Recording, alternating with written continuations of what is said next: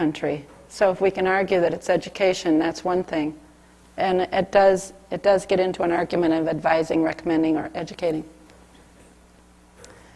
So, Washington's working on their issue. Now this one is really gross. In Kansas there's a law that says, recognizing that the practice of the healing arts is a privilege granted by legislative authority and not a natural right of individuals. Kansas law. Lucky Kansasonians. And right now we don't have a health freedom group that's actively taking a piece of legislation towards the Kansas legislature. We missed an opportunity a few years ago. Texas. Person may not be compensated that performs any service with a purported health benefit that involves physical contact. That was just passed last year. Right. If you pay, no. This just passed last year under the wire during Memorial Day, a massage licensing law that was a very broad addition to their law. And they're committed in their health freedom effort to going forward, getting a safe harbor law, but not only exempting, their safe harbor law will not only give an exemption for practice of medicine, it will also give an exemption for all the other licensing statutes, including massage. So they don't call themselves a massage therapist, they will be allowed to practice. Delaware, this is, instead of the New Jersey exemption that's just, been put in the New Jersey bill, it should be a stronger exemption. This is what dietetics is defined in Delaware. It's almost everything about nutrition. And I guess I don't have that Delaware amendment there. I'm sorry, I was leading up to. We have a better Delaware amendment. So here's some of the new language in laws.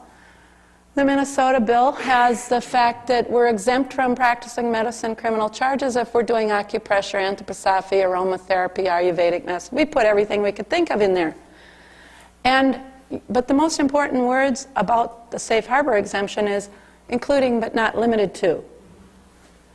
Because it's not that we're trying to get modalities, the privilege from the government to act. We're saying all this stuff and everything else is free in the public domain unless we go outside of the safe harbor.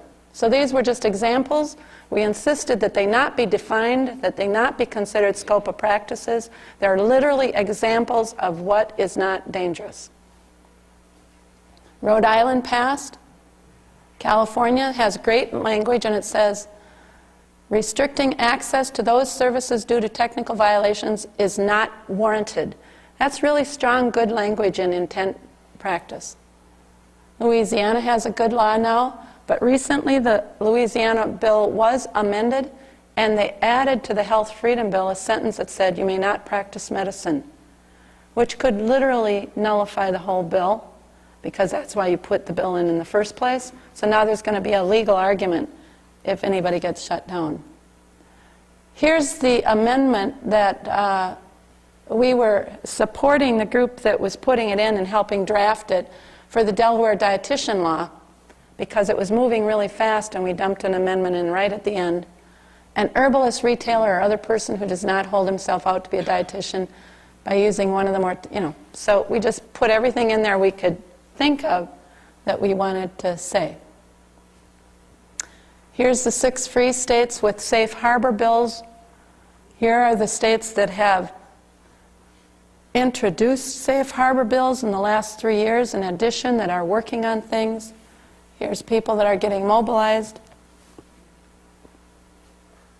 Here's my handmade map of little squares. If you're green on there, you're free state. If you're blue, you've introduced a bill.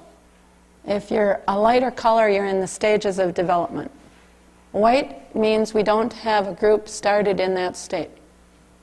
Arizona, actually, I haven't updated this. Arizona just passed a bill. Arizona has a law that licenses homeopathic doctors, but they don't have